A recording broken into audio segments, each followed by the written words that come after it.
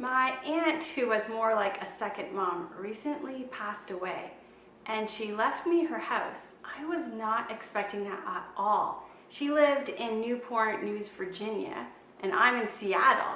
I've never even been to Virginia. The lawyer who was handling her estate sent me pictures of the home.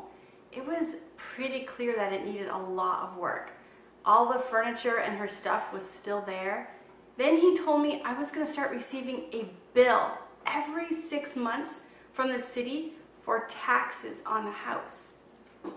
I know and I appreciate what she intended, but this was actually going to be a problem for me. So the lawyer suggested that I do a Google search for one of those We Buy Houses companies. I found Hampton Road's Cash for Homes. I liked that you can simply request a price quote. Others just wanted the address and contact info, and to me, that just seemed like one of those high-pressure sales calls would be coming. But here, I got the quote the next day, and the price was good for me, so I decided to do it. Everything was easy. It was all done by email.